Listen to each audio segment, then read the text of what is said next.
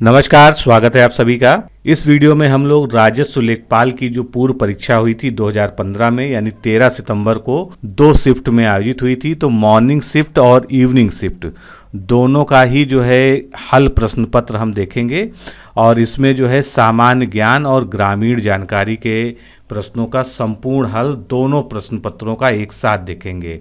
तो ये एक बड़ा वीडियो है, लेकिन इसमें केवल प्रश्नों को ही नहीं हल कराया गया है, प्रश्न के साथ उसकी समुचित व्याख्या भी दी गई है, जिससे आप प्रश्न और उससे संबंधित तथ्यों को समझ सकें और आने वाली परीक्षा के लिए आप अपने आप को मानसिक रूप से तैयार कर सकें। आप एक स्ट्रेटजी बना सकें कि किस प्रकार से जो है आपको प्रश्नों का सामना करना है, किस प्रकार से प्रश्न जो है पिछले वर्षों में पूछे गए हैं। तो ये वीडियो पूरा देखिए और अपने दोस्तों के बीच भी शेयर करिए।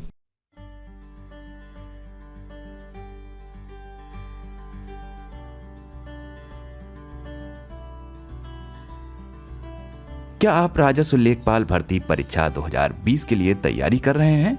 तो जुड़िए हमारे 90 दिन के क्रैश कोर्स प्रोग्राम से। इस क्रैश कोर्स का उद्देश्य छात्रों को घर बैठे राजस्व लेखपाल परीक्षा की संपूर्ण तैयारी करवाना है।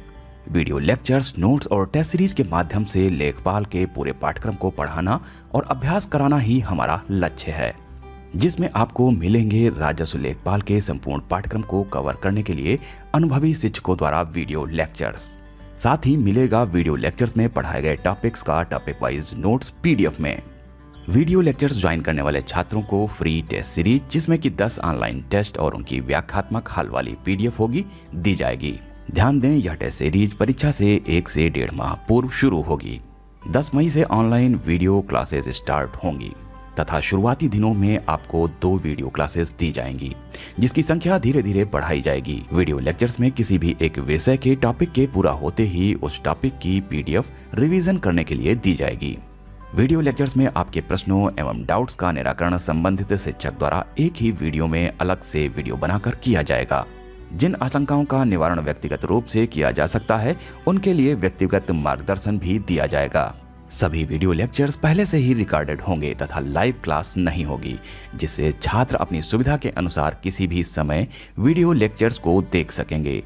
वीडियो लेक्चर्स एंड्रॉयड ऐप के माध्यम से आपको दिए जाएंगे तथा वीडियो को ऐप में ही डाउनलोड कर कितनी भी बार देखने की सुविधा मिलेगी।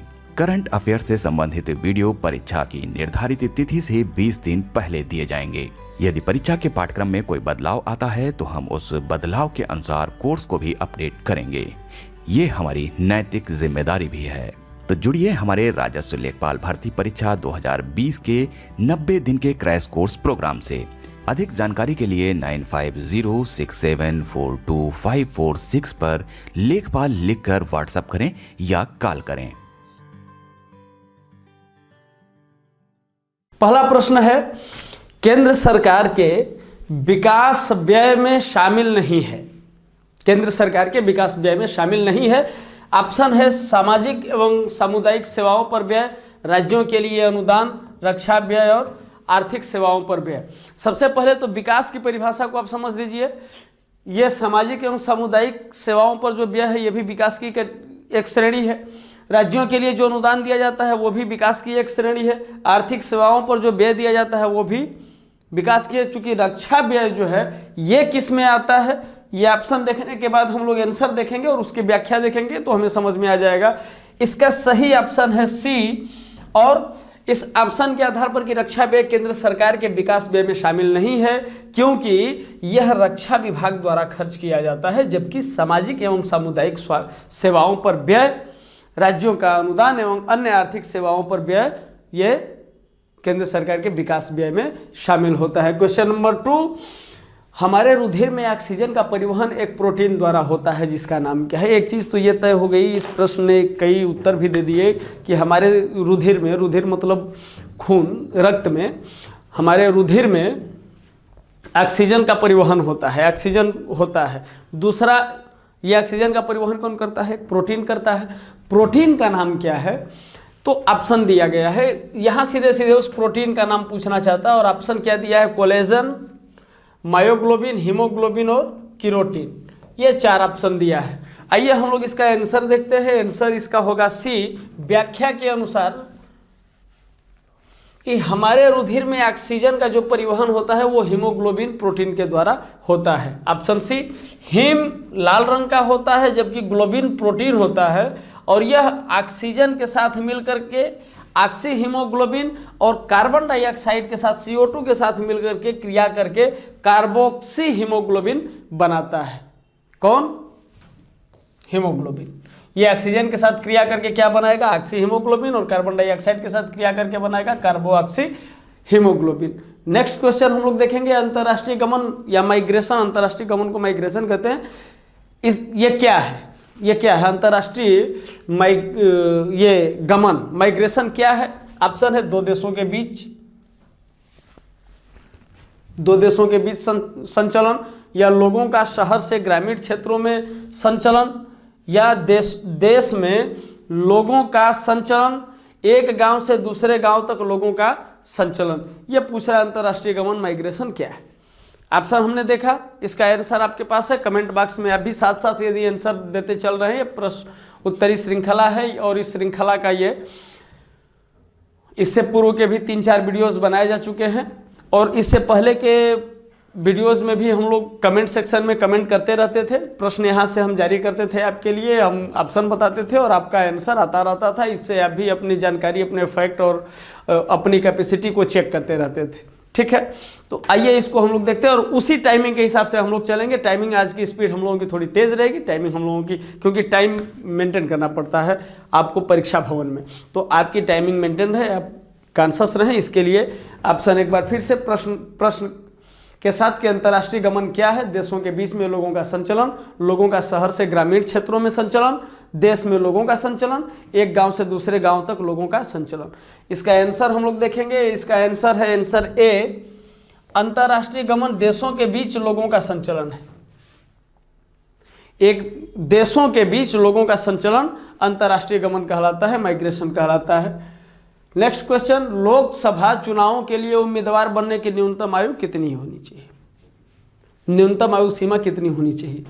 तो यहाँ हम लोग देख लें, ऑप्शन क्या दिया है? 30 वर्ष, 25 वर्ष, 18 वर्ष और 20 वर्ष। उत्तर जब हम देखते हैं तो पाते हैं कि ऑप्शन बी सही है, यानी कि लोकसभा चुनाव के लिए यदि आप उम्मीदवार बनते हैं तो आपकी न्यूनतम आयु सीमा 25 वर्ष होनी चाहिए।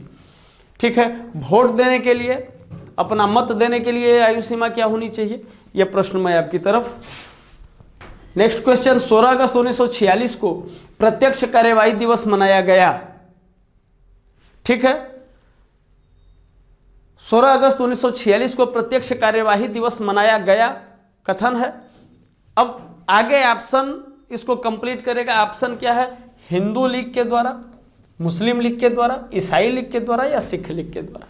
ठीक, ये ऑप्शन है। बड़ा बड़ा बड़ा सिंपल, बड़ा सीधा, बड़ा आसान क्वेश्चन है और इसका आंसर आपके पास होना चाहिए। मैं 1 सेकेंड के लिए यहाँ वेट करता हूँ जी, कमेंट के लिए। हाँ बिल्कुल, हाँ ठीक, चलिए नेक्स्ट। तो इसका आंसर है बी, मुस्लिम लीग के द्वारा। चूंकि 16 अगस्त 1946 को प्रत्यक्ष कार्यवाही दिवस जिन्ना के नेतृत्व में मुस्लिम लीग ने शुरू किया और ये किस लिए शुरू किया गया? क्योंकि वायसराय ने 12 अगस्त 1946 को पंडित जवाहरलाल नेहरू के पास अंतरिम सरकार बनाने का निमंत्रण भेजा था, जिसको पंडित जवाहरलाल नेहरू ने स्वीकार कर लिया था। उसी के विरोध में जिन्ना का यह प्रत्यक्ष कार्यवाही दिवस शुरू हुआ और मुस्लिम लीग ने इसकी शुरुआत की जिन्ना के नेतृत्व में।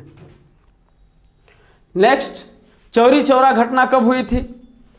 ऑप्शन है 3 मार्च 1922, 13 मार्च 1922, 5 फरवरी 1922 और 5 मई 1922। 13 मार्च 1922 ऑप्शन ए, 3 मार्च 1922 ऑप्शन बी, 5 फरवरी 1922 ऑप्शन सी, 5 मई 1922 ऑप्शन डी। चौरी चौरा कांड काफ़ी पॉपुलर, काफ़ी चर्चित रहा, ये एक आंदोलन से भी जुड़ा रहा। इसके आंसर को हम लोग देखते हैं, इसकी व्याख्या देखते हैं।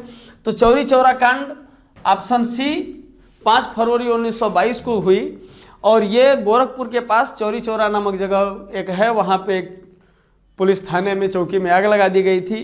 किस लिए? कि असहयोग आंदोलन के दौरान गोरखपुर के चौरी चौरा नामक जगह पर भीड़ हिंसक हो गई थी, आंदोलन हिंसक होने लगा था और ये घटना घटी। कहा जाता है कि इस घटना के परिणाम स्वरूप गांधी जी इतने दुखी हुए कि उन्होंने असहयोग आंदोलन वापस ले लिया, और जैसे ही असहयोग आंदोलन वापस आया, सुभाष चंद्र बोस नेताजी ने एक बड़ी अच्छी बात कही कि जिस समय देश का स्वाभिमान और देश का उत्साह अपने चरम पर था, उसी समय उसे वापस लौटने का आदेश दे दिया गया। ये लाइन नेताजी ने कहा असहयोग आंदोलन के वापस होने पर, और यह घटना इसी काफ़ी उग्र होने के कारण इतिहास में दर्ज हो, ऐसी बात भी नहीं है, लेकिन इस घटना का परिणाम कहा जाता है कि असहयोग आंदोलन को वापस लेने में काफ़ी सहयोग किया। गांधी जी इससे काफ़ी विचलित हो गए थे। ठीक है, नेक्स्ट, निम्नलिखित में से सबसे अधिक ऋण विद्युतीय तत्व कौन सा है? ऋण विद्युतीय तत्व कौन कौन सा है? फ्लोरीन, ऑक्सीजन, सोडियम और ब्रोमीन। ये 4 ऑप्शन है, हम लोग देखेंगे। ऑप्शन ए सही है इसका। सबसे अधिक ऋण विद्युतीय तत्व फ्लोरीन है, जिसकी विद्युत ऋणात्मक 4.00 है। नेक्स्ट क्वेश्चन हम लोग देखते हैं, निम्नलिखित में से कौन कैबिनेट स्तर का होता है? कैबिनेट स्तर का कौन होता है, इसको हम लोग देखेंगे। ऑप्शन क्या है? विपक्ष का नेता, ए। ऑप्शन बी भारतीय रिजर्व बैंक का गवर्नर, ऑप्शन सी भारत का नियंत्रक एवं महालेखा परीक्षक, ऑप्शन डी भारत का महान्यायवादी। ये 4 ऑप्शन हमारे सामने हैं कि निम्नलिखित में कैबिनेट स्तर का कौन होता है। कैबिनेट स्तर का कौन होगा? विपक्ष का नेता होगा, या भारतीय रिजर्व बैंक का गवर्नर होगा, या भारत का नियंत्रक महालेखा परीक्षक होगा, या भारत का महान्यायवादी होगा। तो आंसर होगा इसका आंसर ए कि कैबिनेट स्तर पद विपक्ष के नेता का होता है, जबकि भारत का महान्यायवादी का कैबिनेट में जांच का अधिकार होता है, और भारतीय रिजर्व बैंक का गवर्नर जो वित्तीय या रिजर्व बैंक से संबंधित है, सीएजी से कैग से आय व्यय का लेखा जोखा रखते हैं। ठीक है, नेक्स्ट, प्रायद्वीपीय भारत का दक्षिणी छोर कन्याकुमारी स्थित है। प्रश्न को देखिए, प्रायद्वीपीय भारत का दक्षिणी छोर कन्याकुमारी स्थित है। भूमध्य रेखा के उत्तर, मैं एक डायग्राम बनाता हूं, नॉर्थ, साउथ, ईस्ट और वेस्ट। भूमध्य रेखा यानी 0 डिग्री, ये 23.5 डिग्री नॉर्थ, और इसके नीचे 23.5 डिग्री साउथ। तो मकर रेखा के दक्षिण में, भूमध्य रेखा के उत्तर में, कर्क रेखा के उत्तर में, या भूमध्य रेखा के दक्षिण में। अब ये यदि 0 डिग्री है और 23.5 डिग्री इधर है ये, और कन्याकुमारी यहाँ है, तो सही ऑप्शन आप देखिए क्या होना चाहिए कि मकर रेखा के दक्षिण में है मकर रेखा, जबकि भूमध्य रेखा के और नीचे है।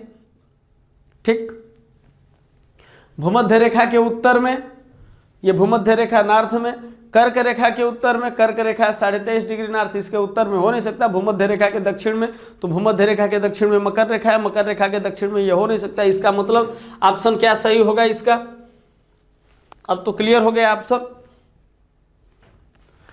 बी, प्रायद्वीपीय भारत का दक्षिणी छोर कन्याकुमारी भूमध्य रेखा के उत्तर में तथा कर्क रेखा के दक्षिण में स्थित है। भारत चूंकि पंजिया के गोंडवाना लैंड का भाग है, संपूर्ण पृथ्वी को 3 रेखाओं में बांटा गया है, कर्क रेखा, मकर रेखा और भूमध्य रेखा।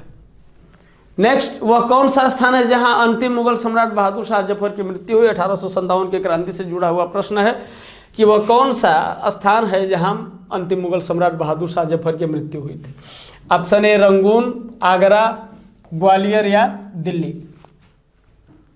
बड़ा आसान क्वेश्चन है, इसका आंसर आपके पास होना चाहिए। कमेंट बॉक्स में आप हमारे साथ साथ चलिए, आंसर देते चलिए। यदि पेपर पेन आपके पास हो तो आप आंसर लिखते रहिए, क्वेश्चन को लिखते रहिए। हम कुछ देर रुक करके आपको प्रश्नों के साथ उत्तर, आपसे उत्तर ले रहे हैं, आपको प्रश्न दे रहे हैं। चलिए ठीक है, इसका आंसर हम लोग देखते हैं कि 1857 के विद्रोह के समय बहादुर शाह जफर को हुमायूं के मकबरे से गिरफ्तार किया गया, और गिरफ्तार करने के बाद उसे हडसन ने रंगून निर्वासित कर दिया, जहां 1862 में मुगल बादशाह की मृत्यु हो गई। तो वो जगह कौन सी होगी? रंगून, जहां इनकी मृत्यु हुई। इस हिसाब से ऑप्शन ए सही है। नेक्स्ट क्वेश्चन हम लोग देखते हैं, सविनय अवज्ञा आंदोलन का मुख्य उद्देश्य क्या था? सविनय अवज्ञा आंदोलन आपको याद होना चाहिए, असहयोग आंदोलन के बाद सविनय अवज्ञा आंदोलन। ऑप्शन है अगस्त कथन के विरुद्ध, गोलमेज सम्मेलन के विरुद्ध, विंस्टन चर्चिल का प्रतिक्रियावादी उपागम और नमक कर के विरोधी। इसको यदि क्रम से लगाना हो तो कैसे हम लोग लगाएंगे? पहले नमक कर आएगा, गोलमेज सम्मेलन आएगा, अगस्त कथन आएगा, फिर मिस्टर चर्चिल का प्रतिक्रियावादी उपागम आएगा। ये एक क्रम हो गया। लेकिन अभी चूंकि हमारा प्रश्न है कि सविनय अवज्ञा आंदोलन का मुख्य उद्देश्य क्या था, तो इसमें से कौन सा ऑप्शन सही होगा? मुझे लगता है कि ऑप्शन डी सही होना चाहिए, क्योंकि सविनय अवज्ञा आंदोलन 1930-31 गांधी जी द्वारा वायसराय के सम्मुख रखे गए अपने 11 सूत्री मांगों को नकार देने के कारण गांधी जी ने इसकी शुरुआत की, सविनय अवज्ञा आंदोलन की। और यह आंदोलन अहिंसात्मक ढंग से ही हुआ और गांधी जी ने इसकी शुरुआत दांडी मार्च से की और नमक बना करके 12 मार्च 1930 को दांडी यात्रा शुरू हुई। 6 अप्रैल 1930 को गुजरात के दांडी नामक जगह पर गांधी जी ने नमक बना करके नमक कानून तोड़ा और यहाँ से सविनय अवज्ञा आंदोलन की शुरुआत हुई। नेक्स्ट क्वेश्चन, भारत की उच्चतम वार्षिक वर्षा कहाँ पर दर्ज की गई है? ये बड़ा आसान क्वेश्चन है, सबके पास इसका आंसर है, फिर भी मैं ऑप्शन आपको बताता हूँ। नामची सिक्किम, चूरू राजस्थान, मासेनराम मेघालय और चंबा हिमाचल प्रदेश। इसका आंसर हम लोग देखते हैं। इसका आंसर है सी, भारत की उच्चतम वार्षिक वर्षा मेघालय के मासिनराम में होती है। चूँकि मासिनराम में सबसे अधिक वर्षा क्यों होती है ये आपको जानना हो तो डिकोड एग्जाम के इसी चैनल पर आप प्लेलिस्ट में जा करके इंडियन ज्योग्राफी का मानसून और जलवायु वाला वीडियो देखेंगे, आपको ये स्पष्ट हो जाएगा कि सबसे ज़्यादा वर्षा यहीं पर क्यों होती है, मासिनराम में। नेक्स्ट क्वेश्चन आपके सामने, एनपीपी से क्या अभिप्राय है? एनपीपी से अभिप्राय का मतलब ये फुल फॉर्म केवल नहीं पूछ रहा, ये जानना चाहता है कि एनपीपी किसका शॉर्ट फॉर्म है और इसका क्या अर्थ होता है। ऑप्शन हम लोग देखेंगे, national population policy, national population production, national population program, national population project. ये 4 ऑप्शन है। आंसर हम लोग देखेंगे, आंसर ए, एनपीपी का अभिप्राय है नेशनल पॉपुलेशन पॉलिसी, जो जनसंख्या की नीतियों से संबंधित है। नेक्स्ट क्वेश्चन हम लोग देखते हैं, उच्छादन, एक होता है आच्छादन, आच्छादन मतलब ढकना, उच्छादन मतलब अनावरण, आवरण अनावरण। हिंदी का एक बड़ा खूबसूरत शब्द है आच्छादन, उच्छादन। तो यहाँ उच्छादन है मतलब अनावरण, जिसको अनावृत किया जाता है। अनावरण पर किसी पदार्थ का वायु से नमी का अवशोषण करने के गुण को कहा जाता है। किसी भी पदार्थ को जब हम लोग बाहर करते हैं, अनावृत करते हैं, उसको किसी चीज़ से वो ढका हुआ है उसका अनावरण करते हैं, वो जिस चीज़ से वो ढका है उसको जब हटाते हैं तो वायु से जब वो नमी का अवशोषण करता है, वायु से, हवा से जब वो नमी सोखता है तो उस गुण को क्या कहेंगे? प्रस्वेदन कहेंगे, शुष्कन कहेंगे, परासरण कहेंगे या प्रस्फुटन कहेंगे? आंसर इसका होगा ए, उच्छादन पर किसी पदार्थ का वायु से नमी का अवशोषण गुण प्रस्वेदन कहा जाता है। नेक्स्ट क्वेश्चन हम लोग देखते हैं, दालें किसका अच्छा स्रोत है? दाल हम लोग जो खाते हैं ये किसका अच्छा स्रोत है? दाल में सबसे ज़्यादा क्या पाया जाता है? प्रोटीन पाया जाता है, विटामिन पाया जाता है, कार्बोहाइड्रेट पाया जाता है या वसा पाया जाता है? तो दालें प्रोटीन का सबसे अच्छा स्रोत मानी जाती हैं। दाल में प्रोटीन काफ़ी पाया जाता है। कौन कौन सी प्रोटीन होती है? तो प्रोलीन और वेलिन नामक प्रोटीन पाया जाता है। कौन कौन सी प्रोटीन पाई जाती है इसमें? वेलिन और प्रोलीन।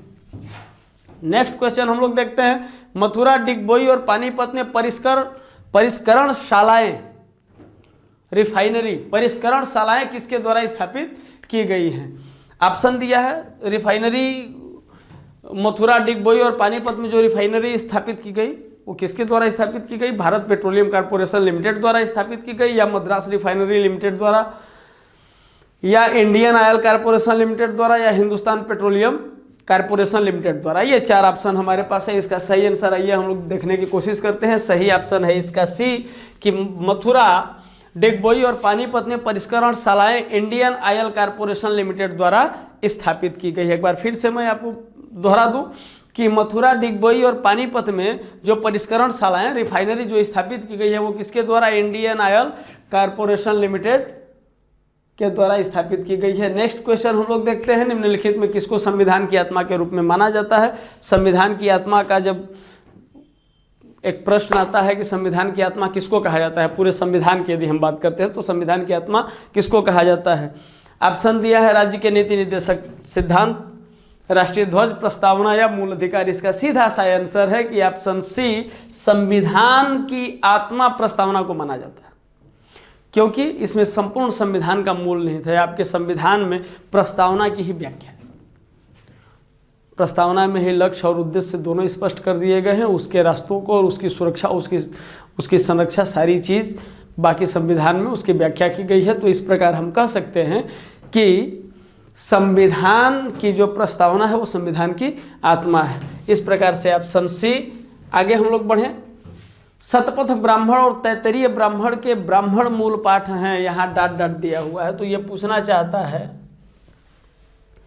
ये सीधे सीधे पूछना चाहता है कि ये किसके मूल पाठ हैं। चूँकि चारों वेदों के बाद उपनिषद की बात आती है, वैदिक सभ्यता जब हम लोग पढ़ते हैं, प्राचीन इतिहास तो है ही, इतिहास के जानने के स्रोत जब हम लोग पढ़ते हैं, प्राचीन इतिहास जानने के स्रोत जब हम लोग पढ़ते हैं और वैदिक साहित्यों की जब बात आती है, ब्राह्मण ग्रंथ की बात आती है, तो वहाँ पे वेद, उपनिषद, ब्राह्मण ग्रंथ आदि इन सब चीज़ों की चर्चा होती है। तो यहाँ पूछ रहा है कि शतपथ ब्राह्मण एक और तैत्तरीय ब्राह्मण सामवेद के मूल पाठ है कि अथर्ववेद का, कि ऋग्वेद का या यजुर्वेद का, किसका ब्राह्मण ग्रंथ है। तो इसका आंसर हम लोग देखते हैं। इसका आंसर है डी, यजुर्वेद की दो शाखाएं कृष्ण यजुर्वेद था शुक्ल यजुर्वेद हैं, और शतपथ ब्राह्मण शुक्ल यजुर्वेद का और कृष्ण यजुर्वेद का तैत्तरीय ब्राह्मण है। इस प्रकार से शतपथ ब्राह्मण और तैत्तरीय ब्राह्मण किसका हुआ, किस ब्राह्मण ग्रंथ का मूल पाठ, यजुर्वेद का। ठीक है, नेक्स्ट क्वेश्चन। निम्नलिखित में कौन सी समिति ने मूल कर्तव्यों को संविधान में सम्मिलित करने का सुझाव दिया। संविधान बनने के बाद मूल कर्तव्यों को, मूल अधिकार और मूल कर्तव्य जो हम लोग पढ़ते हैं, फंडामेंटल राइट तो हमें याद रहता है, हम उसको पढ़ने की कोशिश भी करते हैं, लेकिन मूल कर्तव्यों के विषय में भी हमें अवेयर होना चाहिए। और किस समिति के सुझाव पर मूल कर्तव्यों को संविधान में शामिल किया गया। आइए देखते हैं कौन कौन सी कमेटी का नाम आता है इसमें। मल्होत्रा समिति, नरसिंहन समिति, राघवन समिति और स्वर्ण सिंह समिति। आंसर इसका हम लोग लेते चले, आंसर होगा डी। मूल कर्तव्यों को संविधान में सम्मिलित करने का सुझाव 1976 के 42वें संविधान संशोधन में किसने दिया, किसके द्वारा दिया गया, स्वर्ण सिंह समिति के सिफारिश पर किया गया। स्वर्ण सिंह समिति ने सिफारिश किया। तो 42वां, देखिए 3 फैक्ट इसमें है। 1976 में कौन सा संशोधन हुआ संविधान का, 42वां संविधान संशोधन हुआ, और किसकी समिति पर इसको शामिल किया गया, स्वर्ण सिंह की समिति पर शामिल किया गया। किसको, मूल कर्तव्यों को संविधान में। भारत की जनगणना 2011 के अनुसार उत्तर प्रदेश का प्रति वर्ग किलोमीटर जनसंख्या घनत्व क्या है। जनसंख्या घनत्व से प्रश्न है, तो 2011 की जनगणना को हमें ध्यान में रखना होगा। और प्रश्न दिया है कि उत्तर प्रदेश का प्रति वर्ग किलोमीटर जनसंख्या घनत्व कितना है 2011 की जनगणना के अनुसार। ऑप्शन दिया है 829, 920, 620 और 720। इसका आंसर हम लोग देखने की कोशिश करेंगे। आंसर है option A. Option A, Bharat की जनगणना 2011 के अनुसार उत्तर प्रदेश का जनसंख्या घनत्व 829 प्रति वर्ग किलोमीटर। 829 व्यक्ति एक वर्ग किलोमीटर में रहते हैं। 2011 की जनगणना के अनुसार उत्तर प्रदेश का जनसंख्या घनत्व है 829 व्यक्ति प्रति वर्ग kilometre. Next question. Uttar Pradesh में 75 जिलों सहित कितने प्रमुख मंडल हैं। उत्तर प्रदेश की प्रशासनिक व्यवस्था से सीधा सीधा प्रश्न है। प्रशासनिक जो विभाजन है उत्तर प्रदेश का, कि ये सिस्टम कैसे काम करता है, प्रशासनिक व्यवस्था को कितने अंगों में बांटा गया है, जिलों के साथ मंडल भी हैं। तो ये मंडल कितने हैं, ए 27, बी 32, सी 23, डी 18। इसको हम लोग देख लें। मुझे लगता है कि इसका आंसर आपके पास होगा। मैं 1 सेकंड के लिए रुकता हूं और हर बार की तरह इस बार भी आप लोग कमेंट बॉक्स में आकर के अपने अपने कमेंट, अपने अपने आंसर आप लोग बता सकते हैं। चलिए मैं इंतजार करता हूं आप सबका। जी very good, thank you, thank you, thank you very much. इसका आंसर अब हम लोग देखते हैं। चलिए आंसर है सी। कि उत्तर प्रदेश में 75 जिलों सहित कुल 18 प्रमुख मंडल है। कुल कितने प्रमुख मंडल हैं? 18 प्रमुख मंडल, 75 जिले और 18 मंडल, प्रमुख मंडल हैं। नेक्स्ट क्वेश्चन हम लोग देखते हैं, सामाजिक वानिकी कार्यक्रम का उद्देश्य निम्नलिखित सभी क्षेत्रों में बड़े पैमाने पर वृक्षारोपण के सिवाय, वृक्षारोपण है सिवाय, मतलब कि सामाजिक वानिकी कार्यक्रम का मुख्य उद्देश्य तो वृक्षारोपण ही है, लेकिन वृक्षारोपण क्या का उद्देश्य सिवाय, यहाँ जो लगे यहाँ उद्देश्य क्रिएट कर रहा है, सिवाय फसल के लिए अनुपयुक्त सार्वजनिक भूमि पर, नगरीय औद्योगिक संपदाओं में, सड़कों एवं रेल पटरियों के साथ साथ निम्नीकृत वन आरक्षित क्षेत्रों में। ठीक है, निम्नीकृत वन आरक्षित क्षेत्रों में तो वृक्षारोपण होगा, सड़कों एवं रेल पटरियों के साथ साथ वृक्षारोपण होगा, तो ये तो ठीक हो गया। लेकिन अब ये जो दो हो गया कि फसल के लिए अनुपयुक्त सार्वजनिक जो भूमि है इसको छोड़ दिया जाएगा, ऐसा नहीं है, इस पर भी होना चाहिए। तो अब एक ऑप्शन हमारे पास बचता है नगरीय औद्योगिक संपदाओं में। अब जो नगर के अंदर औद्योगिक संपदाएं हैं उस पर वृक्षारोपण कैसे होगा? तो आइए इसका सही ऑप्शन हम लोग देखते हैं। तो सही ऑप्शन है उत्तर बी कि सामाजिक वानिकी कार्यक्रम का उद्देश्य नगरीय 3 सभी क्षेत्रों में बड़े पैमाने पर वृक्षारोपण किया जा सकता है। 3 सभी क्षेत्र जो अपने ऑप्शन में थे वो 3 सभी क्षेत्र कौन कौन से थे कि फसल के लिए अनुपयुक्त जमीन पर भी वृक्षारोपण होगा सामाजिक वानिकी कार्यक्रम के हिसाब से, सड़कों और रेल पटरियों के साथ साथ भी वृक्षारोपण कार्यक्रम होगा सामाजिक वानिकी कार्यक्रम के अनुसार, निम्नीकृत वन आरक्षित भूमि पर भी, वन आरक्षित क्षेत्रों में भी सामाजिक वानिकी कार्यक्रम के अनुसार वृक्षारोपण होगा, लेकिन नगरीय औद्योगिक संपदाओं में यह कार्य नहीं होगा। ठीक है, ये क्लियर हो गया। अब हम लोग आगे बढ़ते हैं। उत्तर प्रदेश में किस वर्ष में MGNIEGA शॉर्ट फॉर्म, पहले ये नरेगा था, बाद में मनरेगा हो गया, किस सन में प्रारंभ किया गया था? ऑप्शन है 2007, 2008, 2005 और 2006। आइए इसका आंसर हम लोग देखते हैं। आंसर है डी, 2 फरवरी 2006 को MGNREGA प्रारंभ किया गया। नेक्स्ट, क्षेत्रफल की दृष्टि से उत्तर प्रदेश का भारत के राज्यों में कौन सा स्थान है? पूरे भारत के जितने राज्य हैं उसमें क्षेत्रफल की दृष्टि से उत्तर प्रदेश का कौन सा स्थान है? चौथा, पांचवा, दूसरा या तीसरा? इसका साधारण सा आंसर आपके पास होना चाहिए, जहां तक मैं आपसे उम्मीद कर पा रहा हूं। कमेंट बॉक्स में आपके आंसर आ रहे हैं। हाँ जी बिल्कुल, थैंक यू। देखिए इसका आंसर है, व्याख्या हम लोग देख लें, क्षेत्रफल की दृष्टि से उत्तर प्रदेश का वर्तमान में चौथा स्थान है। नेक्स्ट क्वेश्चन, नवीं पंचवर्षीय योजना 1997 से 2002। एक चीज़ याद रखिए कि ये पंचवर्षीय योजना 1997 से 2002 तक जो पंचवर्षीय योजना थी ये कौन सी थी? नवीं पंचवर्षीय योजना थी। ग्रामीण क्षेत्रों में BPL के लिए निश्चित की गई वार्षिक पारिवारिक आय का क्या स्तर है? 1997 से 2002 तक जो पंचवर्षीय थी वो नवीं पंचवर्षीय योजना थी, और इसी पंचवर्षीय योजना में BPL कार्ड धारकों के लिए वार्षिक इनकम का एक अनुमानित आय तय किया गया। और वो आय क्या थी कि आप उतना, उससे यदि कम पाते हैं तो आप BPL की कैटेगरी में हैं, या उतना पाते हैं तो आप BPL की कैटेगरी में हैं। तो आइए देखते हैं हम लोग।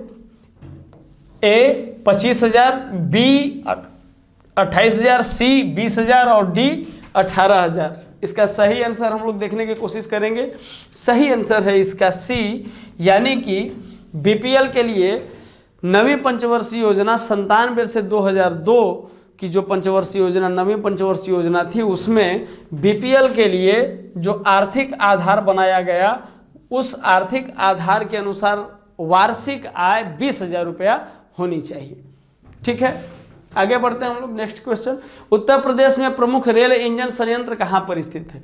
उत्तर प्रदेश में, भारत में नहीं, उत्तर प्रदेश में प्रमुख रेल इंजन संयंत्र कहाँ स्थित है? यहाँ कहाँ से आप डिस्टर्ब नहीं होंगे, क्योंकि यहाँ रेलवे का परिक्षेत्र दे दिया है। अलीगढ़ क्षेत्र, फतेहपुर क्षेत्र, मुगलसराय, वर्तमान में दीनदयाल नगर का क्षेत्र या कानपुर क्षेत्र। इन चारों में हम लोग सही आंसर देखने की कोशिश करेंगे। मुझे लगता है कि ऑप्शन से ही आपके पास आंसर आ गए होंगे। तो ऑप्शन सी उत्तर प्रदेश में प्रमुख रेल इंजन संयंत्र मुगलसराय दीनदयाल नगर। मुगलसराय अब हो सकता है दीनदयाल नगर हो, तो आप स्पष्ट रहें कि दीनदयाल नगर ही अब परीक्षा में आएगा। मुगलसराय हो सकता है कि कम आए, तो दीनदयाल नगर नाम बदल गया है मुगलसराय का, दीनदयाल नगर क्षेत्र में स्थित है। उत्तर प्रदेश राजमार्ग भू नियंत्रण अधिनियम किस वर्ष में पारित किया गया? उत्तर प्रदेश राजमार्ग भू नियंत्रण अधिनियम किस वर्ष पारित किया गया? 1952, 1956, 1945 या 1947? ध्यान से देखिए, 1952, 1956, 1945, 1947। आइए इसका आंसर देखने की कोशिश करते हैं। तो आंसर सी, उत्तर प्रदेश राजमार्ग भू नियंत्रण अधिनियम 1945 में पारित किया गया था। किस सन में पारित किया गया था? 1945 में। क्या पारित किया गया था? उत्तर प्रदेश राजमार्ग भू नियंत्रण अधिनियम 1945। नेक्स्ट, मध्याह्न भोजन कार्यक्रम मिड डे मील के अंतर्गत मध्याह्न भोजन के पकाने, परोसने व उपभोग करने में स्वच्छता का ध्यान रखने के लिए जांच पड़ताल कितनी आवृत्ति पर करनी चाहिए? यदि प्रश्न का ध्वनि मुद्रण स्पष्ट नहीं है तो ऑप्शन देखें, क्लियर हो जाएगा कि जो मिड डे मील में स्वच्छता, मिड डे मील के बनाने परोसने में जो स्वच्छता की जांच होती है और उसको खाने में जो स्वच्छता का पैरामीटर है, इसकी आवृत्ति कितने दिन पर होनी चाहिए? क्या यह दैनिक चेक होना चाहिए, 3 महीने पर चेक होना चाहिए, साप्ताहिक होना चाहिए या 15 दिन पर पाक्षिक होना चाहिए?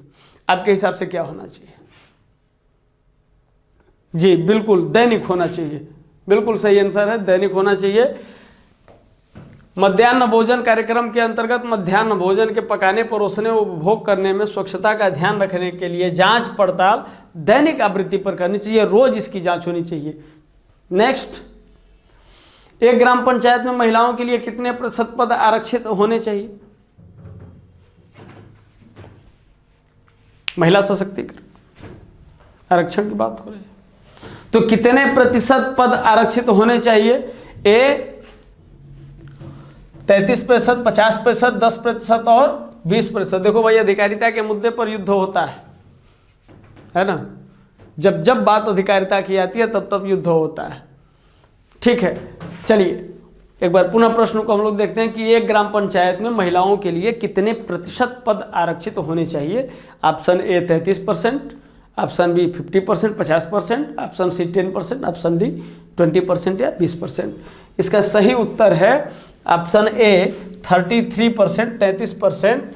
और 73वें संविधान संशोधन के द्वारा इसको कहा गया कि एक ग्राम पंचायत में महिलाओं के लिए 33% पद आरक्षित होने चाहिए, महिलाओं की भागीदारी सुनिश्चित हो। मध्य भारत में 1 बीघा हेक्टेयर के बराबर होता है। मध्य भारत में 1 बीघा कितने हेक्टेयर के बराबर होता है? ऑप्शन दिया है 0.2529 हेक्टेयर, 0.4425 हेक्टेयर, 0.2025 हेक्टेयर, 0.3058 हेक्टेयर। आइए इसका सही आंसर हम लोग देखते हैं कि इसका सही आंसर क्या है। इसका सही आंसर है ए, मध्य भारत में 1 बीघा कितने स्क्वायर मीटर के बराबर होता है? 2529.3 स्क्वायर मीटर के बराबर होता है। और चूंकि 1 हेक्टेयर का यह मान है, 1 हेक्टेयर में कितना ये होगा? 2.29 मीटर के बराबर होगा, अर्थात 1 हेक्टेयर बराबर ये मीटर का मान है। इसका मतलब ये है कि ऑप्शन ए हमारा सही होगा। तो 1 बीघा 1 हेक्टेयर में कितना बीघा होगा? ये हमारा 1 बीघा इतने हेक्टेयर के बराबर होगा, 2529 हेक्टेयर के बराबर होगा। एक नेक्स्ट क्वेश्चन हम लोग देखते हैं, कौन से शास्त्रीय नृत्य का रूप उत्तर प्रदेश में उद्भव हुआ? सीधा सा प्रश्न पूछने की कोशिश की जा रही है कि उत्तर प्रदेश का शास्त्रीय नृत्य कौन सा है, या उत्तर प्रदेश में किस शास्त्रीय नृत्य का विकास हुआ, या उत्तर प्रदेश में किस शास्त्रीय नृत्य का जन्म हुआ। तीनों प्रश्न का एक ही उत्तर है और ये सेम प्रश्न है, केवल ध्वनि मुद्रण इसका चेंज हो गया है, ध्वनि मुद्रण बदल गया है। Option A Kuchipudi, option B Ghoomar, option C Kathak और ऑप्शन डी भरतनाट्यम। जानकार लोग, आप सभी लोग ऊर्जावान हैं, ऊर्जास्वित हैं और आपके पास इसका आंसर भी है। मुझे लगता है कि मुझे वेट करना चाहिए, आप लोग आंसर स्वयं देंगे। जी बिल्कुल, ऊर्जा से ओतप्रोत हैं आप लोग, ऊर्जा के स्रोत हैं आप लोग। इसका आंसर बहुत बढ़िया, शाबाश। चलिए इसका आंसर हम लोग देखते हैं। उत्तर सी, शास्त्रीय नृत्य रूप का उद्भव कौन सा? सी में ऑप्शन था कथक। अब बाकी नृत्यों को भी हम लोग देख लें। कथक उत्तर प्रदेश, भरतनाट्यम तमिलनाडु, कुचिपुड़ी आंध्र प्रदेश, घूमर राजस्थान। कथक उत्तर प्रदेश, भरतनाट्यम तमिलनाडु, कुचिपुड़ी आंध्र प्रदेश, घूमर राजस्थान। आगे हम लोग देखते हैं नेक्स्ट, जमाबंदी से क्या तात्पर्य है? जमाबंदी एक शब्द है, पूछ रहा है कि जमाबंदी का अर्थ क्या है, क्या तात्पर्य है? कृषि का प्रलेख है, या मैपिंग सीट है, या भू अधिकारों के प्रलेख है, या पटवारी के नक्शे की कपड़े की कॉपी है? पटवारी जो नक्शा लेकर के चलता है, कपड़े वाला नक्शा लेकर के चलता है, वो लंबे समय तक उसके पास रहता है, तो वो नक्शे की कॉपी है, या भू अधिकारों के प्रलेख हैं, या मैपिंग सीट है, या कृषि प्रलेख है? तो आइए इसका आंसर हम लोग देखने की कोशिश करते हैं। इसका सही आंसर क्या है? इसका सही आंसर है सी, जमाबंदी ब्रिटिश काल में भू अधिकारों का प्रलेख होता था। जमाबंदी भू अधिकारों का एक प्रकार का प्रलेख है, और काल कौन सा? ब्रिटिश काल। ओके, SGSY का पूर्ण रूप है, SGSY का फुल फॉर्म क्या है? इसको क्या कहेंगे? स्वर्ण जयंती ग्राम स्वरोजगार योजना, ग्राम जयंती ग्राम सड़क योजना, स्वर्ण जयंती ग्राम सुरक्षा योजना, स्वर्ण जयंती ग्रामीण सेवा योजना। एक बार फिर से SGSY का फुल फॉर्म हम लोग देख लें, ऑप्शन हमारे सामने है।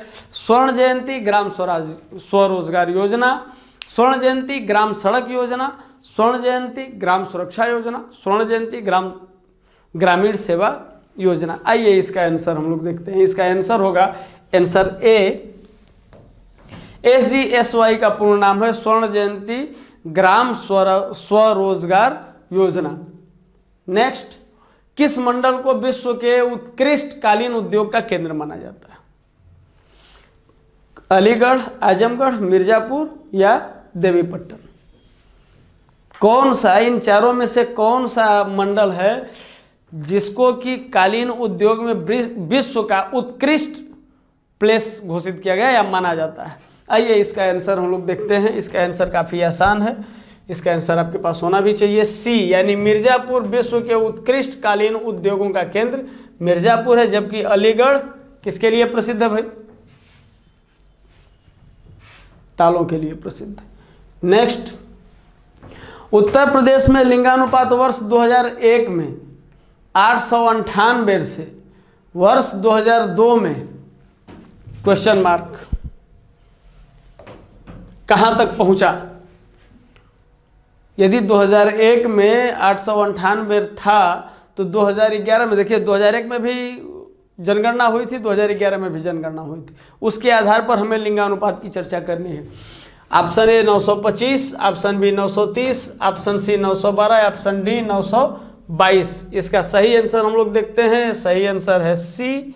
सी क्या है कि उत्तर प्रदेश में लिंगानुपात 2001 में 898 से 2011 में 912 तक पहुंचा।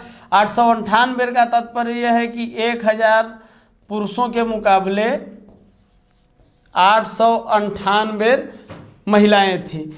ये सिचुएशन 2001 में थी, लेकिन 2011 की जनगणना के अनुसार 912 महिलाएं 1000 पुरुषों पर आती हैं। इसका मतलब कि लिंगानुपात हमारे उत्तर प्रदेश में बढ़ा है। नेक्स्ट, उत्तर प्रदेश में किस प्रकार की मिलें सबसे अधिक संख्या में पाई जाती हैं? थोड़ा सा गौर से आप देखिएगा, और यहाँ पर उत्तर प्रदेश और महाराष्ट्र दोनों को उठा करके देखिएगा। जाहिर सी बात है कि जिसकी खेती ज़्यादा होगी, जहाँ रॉ मटेरियल मिल उद्योग इंडस्ट्री कैसे बैठाई जाती है, जहाँ रॉ मटेरियल मिलने की संभावना ज़्यादा हो, उत्पादों का खपत ज़्यादा हो, वहीं पर। तो चावल, इस्पात बेलनी, कपड़ा या चीनी, ये 4 ऑप्शन हमारे सामने हैं। ज़रा गेस करिए कि किसकी मिलें सबसे ज़्यादा हमारे यहाँ उत्तर प्रदेश में बनाई जा सकती हैं या पाई जाती हैं। ओके, अब इसका आंसर हम लोग देख लेते हैं। आंसर क्या है इसका कि आंसर डी, उत्तर प्रदेश में चीनी मिल सबसे ज़्यादा सबसे अधिक संख्या में पाई जाती है। उत्तर प्रदेश में अपेक्षाकृत अन्य मिलों की अपेक्षा चीनी मिलों की संख्या सबसे ज़्यादा है। नेक्स्ट क्वेश्चन हम लोग देख लेते हैं कि निम्नलिखित में से कौन सा एक यहाँ विराम है, ये प्रश्न का एक भाग। निम्नलिखित ये चारों में से कौन सा एक राज्य के अधीनस्थ न्यायिक सेवा के रूप में कार्य करता है। मतलब इन चारों में से कोई एक ऐसा है जो उत्तर प्रदेश राज्य के अधीनस्थ न्यायिक सेवा के रूप में काम करता है। वो कौन? चंदौली जिला न्यायालय या पीलीभीत जिला न्यायालय, बांदा जिला न्यायालय या इटावा जिला न्यायालय, कौन सा है जो राज्य के अधीनस्थ न्यायिक सेवा के रूप में कार्य करता है? उत्तर हम लोग देखेंगे, उत्तर डी में क्या ऑप्शन रहा कि उत्तर प्रदेश राज्य के अधीनस्थ जिला न्यायिक सेवा के रूप में कार्यरत इटावा जिला न्यायालय, और एक जिला न्यायालय और है, वो कौन सा है? कानपुर देहात जिला न्यायालय। ये दो जिला न्यायालय ऐसे हैं जो अधीनस्थ न्यायालय के रूप में कार्य करते हैं न्यायिक सेवा के क्षेत्र में। नेक्स्ट, ब्रिटिश शासन के दौरान उत्तर प्रदेश में भूमि पंजीकरण किस अधिकारी द्वारा किया जाता था? ग्राम विकास से संबंधित चीज़ें हैं और हम लोगों को ये जानना चाहिए। अब यहाँ हम लोग देख लेते हैं कि ब्रिटिश शासन के दौरान उत्तर प्रदेश में भूमि पंजीकरण किस अधिकारी द्वारा किया जाता था, और कौन कौन से अधिकारियों का नाम दिया है? राज्यपाल, लिपिक, लेखपाल और काजी। देखिए यहाँ हम लोगों को स्पष्ट करना पड़ेगा। इसका आंसर है आंसर सी यानी कि लेखपाल, लेकिन आयोग ने इसे काजी बताया है, जबकि इसका सही आंसर लेखपाल होना चाहिए। आगे हम लोग देखते हैं राज्यसभा में कितनी सीटें उत्तर प्रदेश से हैं। ऑप्शन दिया है 62, 29, 40 और 31। आइए इसका आंसर हम लोग लेते हैं। आंसर है इसका डी कि उत्तर प्रदेश से लोकसभा में 80 सीट और राज्यसभा में 31 सीटें हैं। ऑप्शन डी सही आंसर है। देखिए पहला प्रश्न ये है कि गांधी जी ने अंग्रेजों भारत छोड़ो आंदोलन कब शुरू किया था? सामान्य ज्ञान का पहला प्रश्न आपके लिए कि भारतीय राष्ट्रीय आंदोलन नेशनल मूवमेंट से ये क्वेश्चन है। इसका मतलब यह है कि नेशनल मूवमेंट हमें जानना चाहिए, उसमें भी गांधी जी का इंपॉर्टेंट रोल है, ये हमें जानना चाहिए। तो गांधी जी ने अंग्रेजों भारत छोड़ो आंदोलन कब शुरू किया था? ऑप्शन है 1940, 1942, 1945, 1946। देखिए एक चीज़ हम कहना चाहेंगे, आप लोगों से निवेदन करना चाहेंगे कि आप पेपर पेन लेकर के साथ साथ चलिए। मैं यहाँ से प्रश्न डिलीवर कर रहा हूँ, आप आंसर कमेंट बॉक्स में मुझे बताते जाइए, बड़ा अच्छा लगेगा। आपको भी प्रोत्साहन मिलेगा, हमको भी प्रोत्साहन मिलेगा। देखिए एक बड़े शायर ने कहा है कि कुछ अच्छा लगे तो तारीफ़ कर दिया करो साहब, अल्फाजों को तारीफ़ से बड़ी मदद मिलती है। चलिए अब हम लोग अपने प्रश्न की शुरुआत करते हैं। गांधी जी ने अंग्रेजों भारत छोड़ो आंदोलन कब शुरू किया? ये इसका उत्तर आपको पता होना चाहिए। Option A 1940, option B 1942, option C 1945, option D 1946। इसका आंसर हम लोग देखेंगे। इसका आंसर है कि गांधी जी के अंग्रेजों भारत छोड़ो प्रस्ताव को कांग्रेस की कार्य समिति ने 8 अगस्त 1942 को पास किया, स्वीकार किया था, और इसकी शुरुआत 9 अगस्त 1942 को हुई, और इसी आंदोलन में गांधी जी ने करो या मरो का नारा दिया। इस हिसाब से ऑप्शन भी सही है 1942। और ये आंदोलन अपने आप में अभूतपूर्व आंदोलन रहा। ठीक है, फिलहाल हम लोग आंदोलन के प्रकृति पे चर्चा नहीं करेंगे, हम लोग प्रश्नों पे चर्चा करेंगे। नेक्स्ट क्वेश्चन हमारा है गदर क्रांति आरंभ होने का प्रमुख कारण क्या था? देखिए इसमें गदर क्रांति में एक दो चीज़ें आएंगी। पहले ऑप्शन हम लोग देख लें कि प्रथम विश्व युद्ध आरंभ होना ये कारण था, या ये कारण था कि करतार सिंह सर्राफा को फांसी दी गई, या कामागाटा मारू प्रकरण की घटना, या लाला हरदयाल की गिरफ्तारी। इन चार ऑप्शन में कौन सा ऑप्शन सही है, कौन प्रमुख कारण है? तो गदर क्रांति के बारे में आप लोग जान लें कि गदर क्रांति सोहन सिंह भाखना और लाला हरदयाल जी ने इसकी स्थापना की। तो गदर क्रांति देश के बाहर जो क्रांतिकारी गतिविधियां चल रही थी, बंगाल विभाजन के बाद जो भारतीयों का आत्मसम्मान जगा था और वो देश के प्रति जो क्रांतिकारी थे, भले ये आंदोलन बहुत आम जनमानस में लोकप्रिय रहा हो न रहा हो, लेकिन देश के बाहर भी अब क्रांतिकारी गतिविधियां शुरू हो गई थी। और चूंकि ये क्रांतिकारी मदन लाल ढींगरा जैसे लोग थे इन गतिविधियों में, और कई तरीके के इस कार्यकाल में कई तरीके के काम भी हुए। किंग्सफोर्ड पे हमला हुआ, बम फेंका गया, लॉर्ड हार्डिंग पे बम फेंका गया, मदन लाल ढींगरा ने कर्नल वायरिन की हत्या कर दी। तो ये जो कालक्रम था यह क्रांतिकारियों का कालक्रम था। और चूंकि गदर पार्टी की स्थापना देश के बाहर होने के बावजूद विदेशों में, यूरोप में और अमेरिका के कई देशों में इसका नेटवर्क फैला था, और उसी समय जब प्रथम विश्व युद्ध छिड़ा तो इस पार्टी के लोगों ने ये सोचा, गदर पार्टी के क्रांतिकारियों ने, कार्यकर्ताओं ने ये सोचा कि नहीं, अभी हमारा जो शत्रु है जिसके खिलाफ हमें लड़ना है, ब्रिटिश सरकार विश्व युद्ध में उलझी हुई है, परिणाम स्वरूप हमें युद्ध करना चाहिए क्योंकि वो इधर ध्यान नहीं देंगे। ये अवसर था। लेकिन कामागाटामारू प्रकरण, तो अब कामागाटामारू प्रकरण को समझ लिया जाए कि कामागाटामारू एक जापानी जहाज था जिसे गुरुदत्त सिंह ने 1914 में किराए पर लिया था, और इस जलयान के द्वारा 351 यात्री 26 सितंबर 1914 को ये हुगली पहुंचा। हालांकि ये जो जलयान था इससे यात्री कनाडा गए हुए थे, लेकिन वहां जब इनको नहीं उतरने दिया गया तो ये वापस आए। और जब बजबज बंदरगाह पर ये पहुंचता है तो इस जहाज के पहुंचने पर इन लोगों की तलाशी हुई, और तलाशी होने के बाद ये परिणाम हुआ कि यात्रियों में और वहाँ पुलिस में संघर्ष हो गया, और उस संघर्ष का परिणाम ये था कि 18 यात्री मार दिए गए और लगभग 25 यात्री घायल हो गए। तो एक तो वो अवसर था प्रथम विश्व युद्ध, लेकिन कामागाटामारू प्रकरण ने चूंकि कारण उपलब्ध करा दिया, इसलिए इसका ऑप्शन ये सही होता है कि कामागाटामारू प्रकरण ये कारण था, लेकिन आयोग ने प्रथम विश्व युद्ध के अवसर को ही प्रमुख कारण माना है। ठीक, नेक्स्ट, निम्नलिखित में से कौन सा मेरुरज्जु का एक महत्वपूर्ण कार्य है? मेरुरज्जु का महत्वपूर्ण कार्य क्या है, इसको हम लोग देख लें। ऑप्शन क्या है? द्रव्य स्थानांतरण, श्वसन नियंत्रण, प्रतिवर्ती क्रियाओं का नियंत्रण और रक्त का पंपन।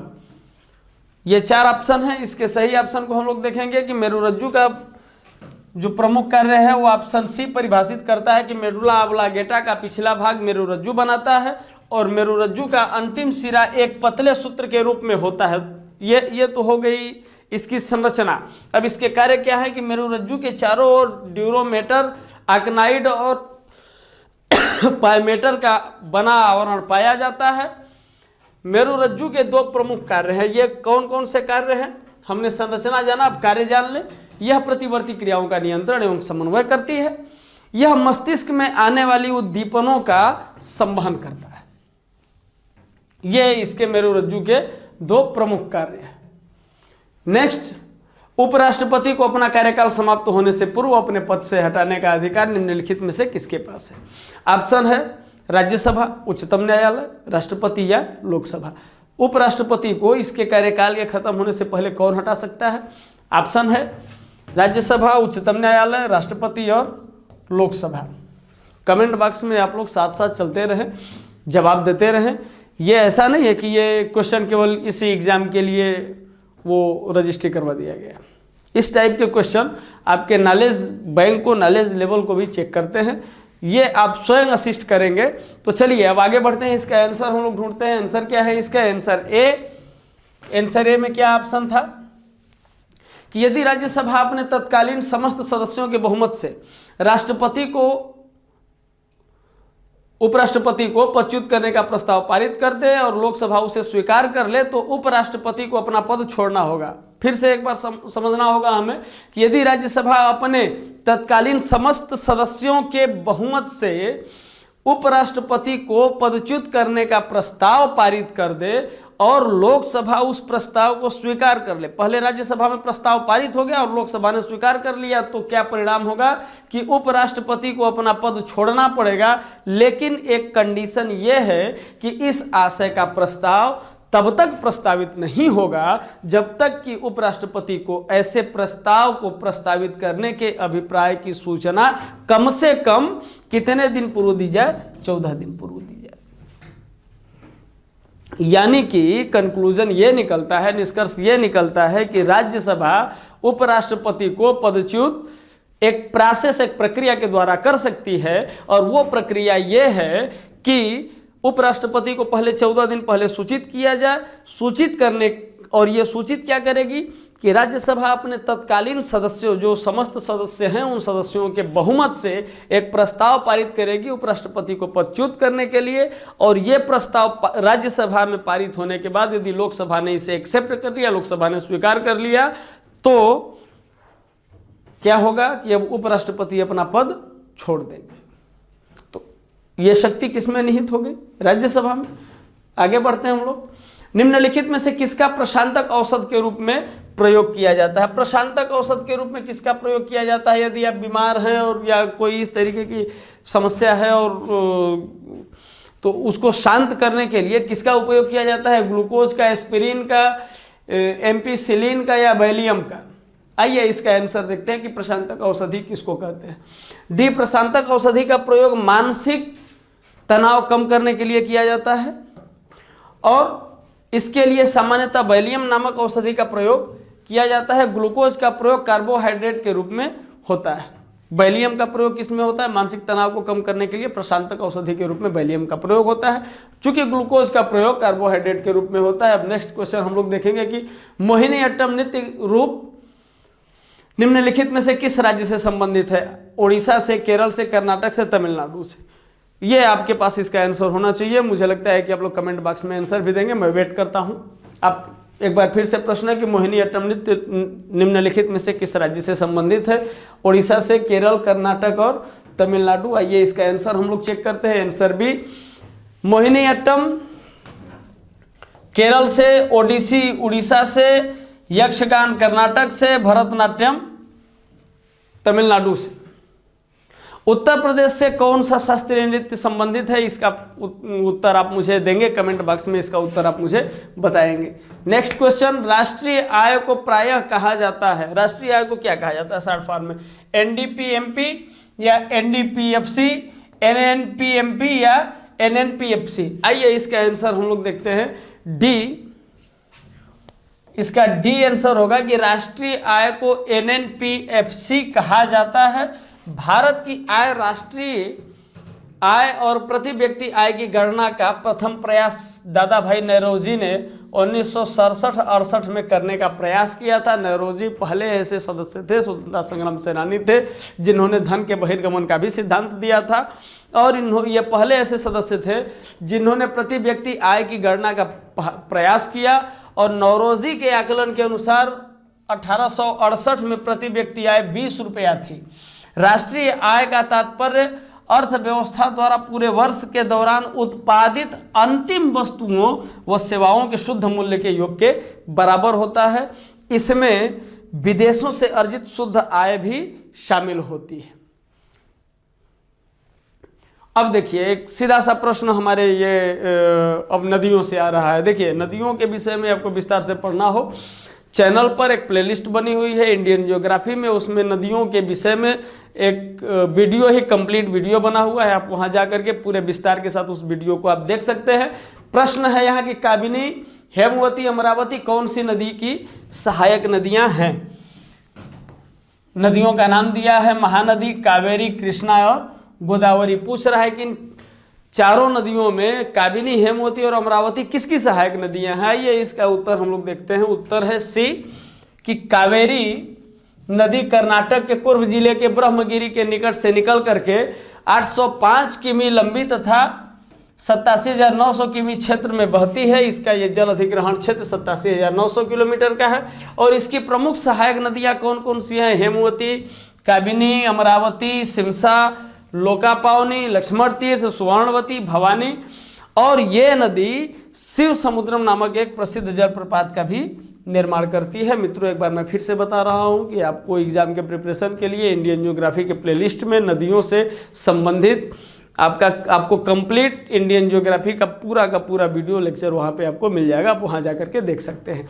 चलिए नेक्स्ट क्वेश्चन हम लोग देखेंगे कि 1857 के प्रथम स्वतंत्रता विद्रोह में भाग लेने वाली प्रसिद्ध महिला स्वतंत्रता सेनानी कौन थी? नहीं, आपके दिमाग में रानी लक्ष्मीबाई का नाम आ रहा होगा, लेकिन वो तो ऑप्शन में है ही नहीं। कस्तूरबा गांधी, मैडम भिखाजी रुस्तम कामा, सरोजनी नायडू या बेगम हजरत महल। तो इसमें ये 3 नाम मुझे लगता है कि 1857 की क्रांति में आपको सुनने को नहीं मिले होंगे। और यदि रानी लक्ष्मीबाई का नाम नहीं है और ये 3 नाम 1857 की क्रांति के समय में नहीं थे, तो निस्संदेह ये नाम एकमात्र बच रहा है जो इंडिकेट करेगा 1857 की क्रांति में भाग लेने वाली प्रसिद्ध महिला स्वतंत्रता संग्राम सेनानी बेगम हजरत महल थी। और बेगम हजरत महल ने कहाँ से भाग लिया था इस स्वतंत्रता विद्रोह में, महान क्रांति में? लखनऊ से इन्होंने भाग लिया था। नेक्स्ट क्वेश्चन हम लोग देखते हैं। समान प्रावस्था में कंपायमान माध्यम के किन्हीं 2 सबसे निकटतम कणों के बीच की दूरी क्या होती है? समान प्रावस्था, एक ही कण में इस तरीके से ये कण बिखरे हुए हैं और इन कणों में निकटतम कण, इसके सबसे नजदीक कण ये है और इसमें जब कंपायमान होती है, ये दोनों माध्यम के बीच में जब कंपायमान होती है तो ये कंपन किसके द्वारा पहुंचता है?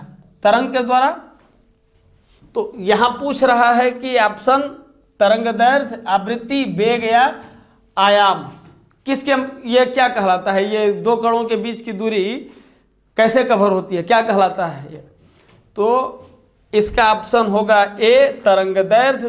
तरंग गति से समान काल में कंपन करने वाले 2 क्रमागत कणों के बीच की दूरी को तरंगदैर्घ्य कहते हैं। नेक्स्ट क्वेश्चन हम लोग देखेंगे कि शहरों के बाहर आर्थिक सुअवसर बनाने के लिए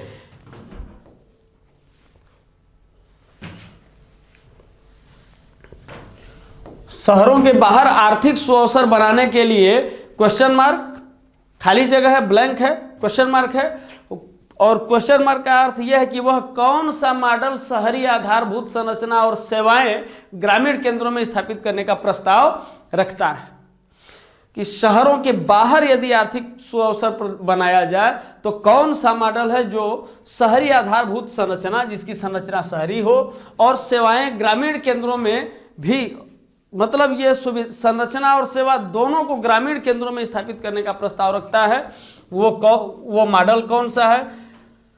महालनोबिस या PURA पूरा या गांधीवादी या LPG? ये 4 ऑप्शन है। इसका उत्तर हम लोग देखेंगे, उत्तर होगा इसका बी, शहरों के बाहर आर्थिक सुअवसर बनाने के लिए पूरा। PURA फुल फॉर्म है provision of urban amenities of rural area. PURA का फुल फॉर्म है provision of urban amenities of rural area. Model शहरी आधारभूत संरचना और सेवाएं ग्रामीण केंद्र में स्थापित करने का प्रस्ताव रखता है। चूंकि इस अवधारणा को किसने शुरू किया था? पूर्व राष्ट्रपति APJ अब्दुल कलाम ने दिया था। इस अवधारणा को पूर्व राष्ट्रपति APJ अब्दुल कलाम ने दिया था। नेक्स्ट, भारत की उच्चतम वार्षिक वर्षा कहाँ पर दर्ज की गई है?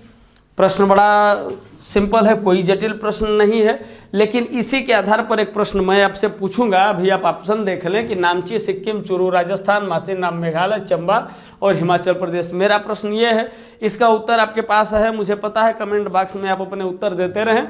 मैं लगभग सबके कमेंट पढ़ने की कोशिश कर रहा हूँ, करता भी हूँ, और मैं सबके कमेंट पढ़ता भी हूँ। तो भारत की उच्चतम वार्षिक वर्षा कहाँ पर दर्ज की गई है? नामची सिक्किम, चुरू राजस्थान, मासीनाम मेघालय, चंबा हिमाचल प्रदेश। लेकिन इससे जुड़ा हुआ एक प्रश्न ये है कि वार्षिक वर्षा उसी जगह क्यों होती है? यदि आपके पास आंसर है तो ठीक है, यदि आंसर नहीं है तो इंडियन ज्योग्राफी में आप जा करके प्लेलिस्ट पर इंडियन ज्योग्राफी में भारत की जलवायु और मानसून की यांत्रिकी देखेंगे, आपको ये प्रश्न का उत्तर क्लियर हो जाएगा जो मैंने पूछा आपसे। अब देखिए, मासीनाम मेघालय सर्वविदित है, सबको पता है कि यांत्रिक ऊर्जा को, ठीक है।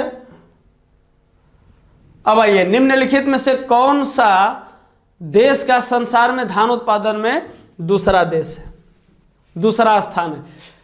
4 देश आपके सामने दिए हुए हैं और ये सीधा सा प्रश्न ये पूछ रहा है कि किस देश का धान उत्पादन में दूसरा स्थान है, चीन, रूस का या यूएसए का या भारत का। आइए इसका आंसर हम लोग देखते हैं। तो आंसर डी होगा, भारत का संसार में धान उत्पादन में दूसरा स्थान है, चीन का प्रथम स्थान धान उत्पादन में है जहां मीट्रिक टन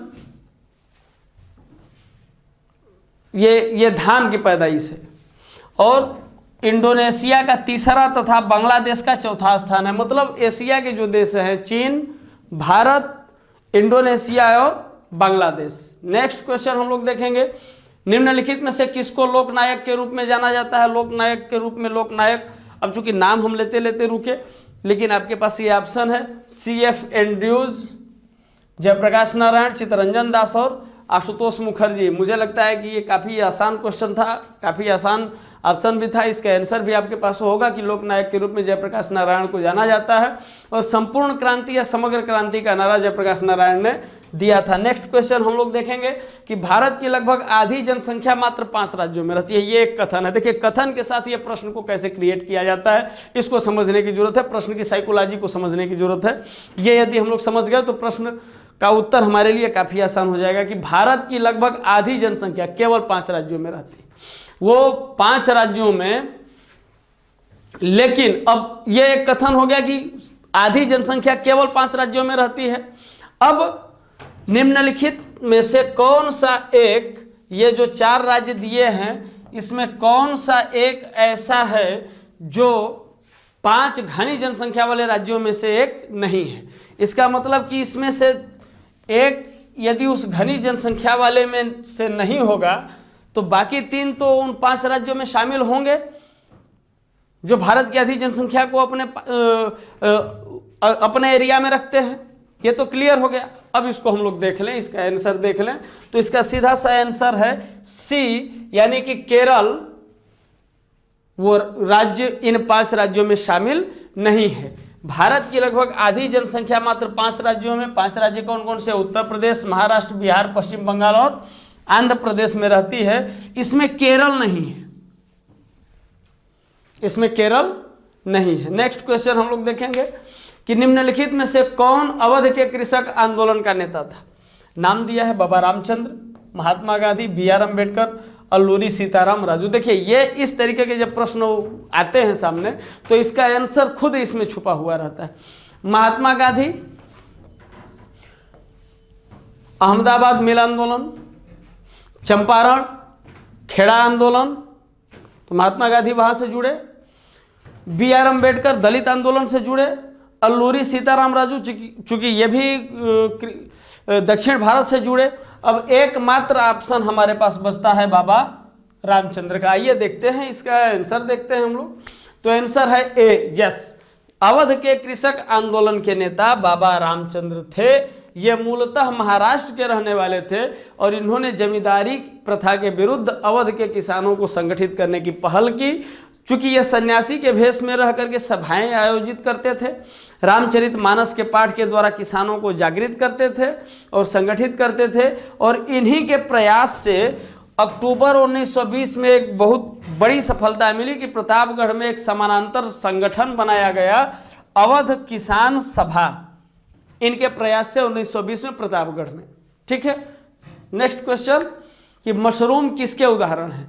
मशरूम का एग्जाम्पल पूछा जा रहा है। मशरूम क्या है? विषाणु का उदाहरण है, लाइकेन का है, या शैक का, या फंजाई कवक का उदाहरण है, या बैक्टीरिया जीवाणु का उदाहरण है? आइए इसका आंसर हम लोग देखने की कोशिश करते हैं। तो इसका आंसर है सी, मशरूम फंजाई कवक का उदाहरण है। मशरूम का उपयोग खाने में किया जाता है। चूंकि यह एक कोशिकाई जंतु है, यह खाने योग्य भी है और इसमें कुछ विषैले भी जहरीले पदार्थ, जहरीले तरीके के दो तरीके के मशरूम पाए जाते हैं।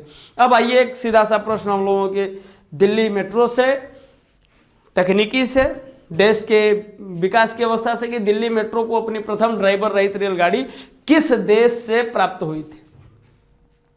दिल्ली में जो मेट्रो ट्रेन चल रही है ड्राइवर रहित, वो पहली ड्राइवर रहित रेलगाड़ी किस देश से प्राप्त हुई? रूस, फ्रांस, दक्षिण कोरिया या यूएसए? जरा गेस करें आप लोग। ये करंट का भी क्वेश्चन हो सकता है है ना। ठीक, आइए इसका आंसर हम लोग देखते हैं। तो मुझे लगता है कि ऑप्शन बी, दिल्ली मेट्रो को अपनी प्रथम ड्राइवर रहित रेलगाड़ी दक्षिण कोरिया से प्राप्त हुई। इसे दक्षिण कोरिया के चांगवान जगह पर बनाया गया, निर्मित किया गया। और भारत में इसे कब लाया गया? 5 जून 2015 को भारत में इसका उद्घाटन होता है। और यह मेट्रो ट्रेन कैसे चलती है, इसका रूट क्या है? मजलिस पार्क से शिवबहार और जानकी जनकपुरी से पश्चिमपुरी बाटेक्निकल गार्डन तक चलाई जाती है। नेक्स्ट हम लोग देखते हैं, भारत में पंचायती राज स्थापित करने वाले प्रथम 2 राज्य कौन से थे? पंचायती राज के विषय में हम लोग पहले भी चर्चा कर चुके हैं, इसके पूर्व के वीडियो में भी चर्चा कर चुके हैं। आइए एक बार फिर से हम लोग देखते हैं कि भारत में पंचायती राज स्थापित करने वाले प्रथम 2 राज्य कौन थे। तो पहला राजस्थान और महाराष्ट्र है, या राजस्थान और पश्चिम बंगाल है, राजस्थान और आंध्र प्रदेश है, या राजस्थान और पंजाब है। आइए इसका आंसर देखते हैं, इसका आंसर क्या है। तो आंसर है सी, पंचायती राज स्थापित करने वाले 2 राज्य राजस्थान और आंध्र प्रदेश थे। 2 अक्टूबर 1959 को राजस्थान के नागौर जिले में पंचायती राज का उद्घाटन किया गया था।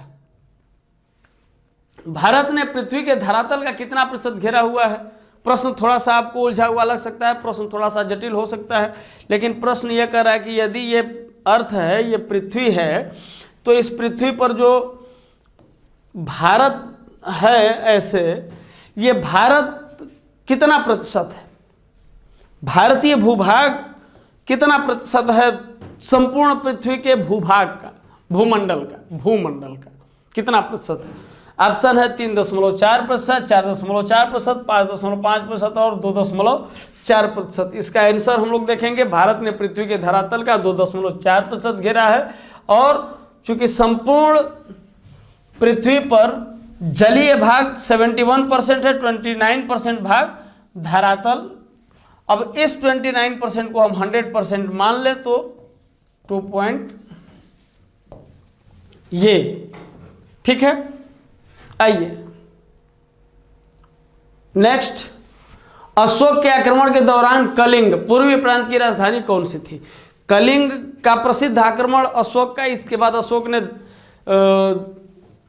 एक हिंसा न करने का, युद्ध न करने का प्रण किया और उसे जीवन भर निभाया भी। बौद्ध धर्म बुद्धम शरणम गच्छामि, यहाँ से इसका नारा था।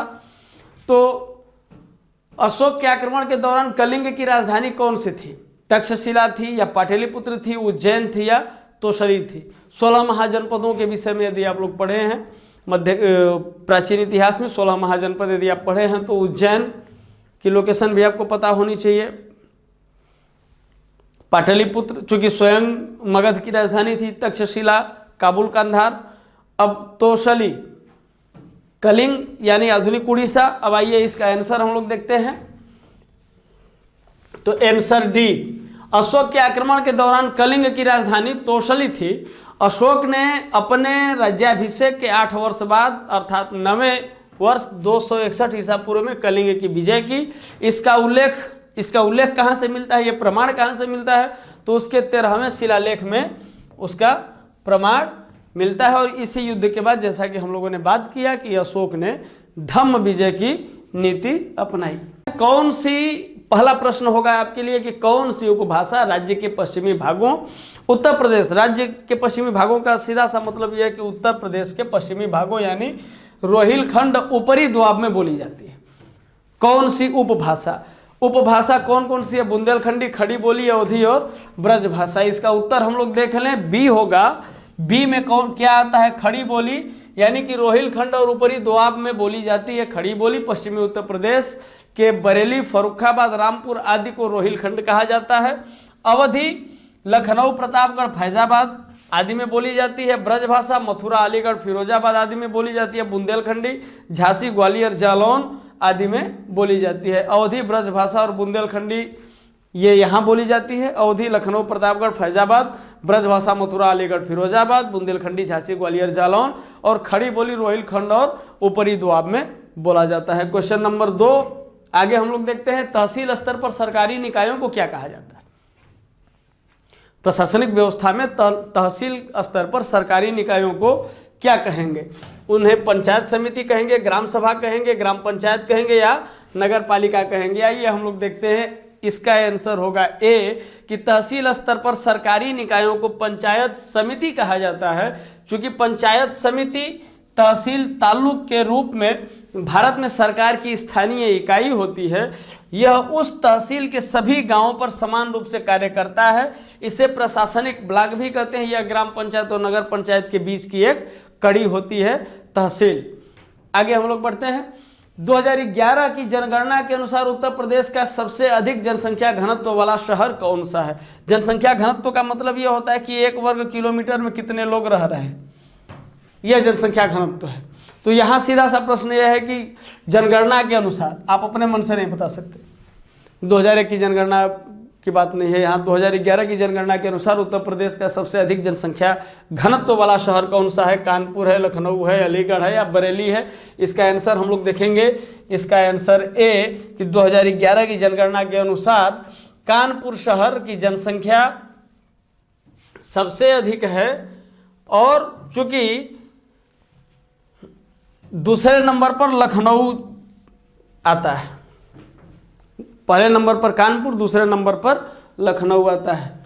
आगे हम लोग बढ़ते हैं। उत्तर प्रदेश के निम्नलिखित शहरों में से किससे पीतल उत्पादों का अधिकतम निर्यात किया जाता है? यानी कि पीतल नगरी के नाम से, यदि पीतल नगरी आपको याद है तो आप यहाँ बता देंगे। जहाँ जिस चीज़ का उत्पादन अधिक होगा तो निर्यात भी उसी का होगा, ठीक है। तो यहाँ मुरादाबाद होगा कि वाराणसी होगा, कानपुर होगा या लखनऊ होगा? आंसर ए पीतल मुरादाबाद, पीतल नगरी के नाम से मुरादाबाद प्रसिद्ध है। वाराणसी बनारसी साड़ी के लिए प्रसिद्ध है, कानपुर चमड़ा उद्योग के लिए, और लखनऊ चिकन का काम के लिए प्रसिद्ध है। नेक्स्ट क्वेश्चन, उत्तर प्रदेश कितने जिलों में विभाजित है? उत्तर प्रदेश में कितने जिले हैं? सीधा सा प्रश्न यह है कि प्रशासनिक स्तर पर जो ब्लॉक बनाए गए हैं, राज्य को जिलों में बटा गया है, तो उत्तर प्रदेश में कितने जिले हैं? ऑप्शन आपके सामने। मुझे लगता है कि ऑप्शन की जरूरत नहीं है, आंसर आपके पास है। प्लीज़ कमेंट बॉक्स में हमें इसका आंसर दें।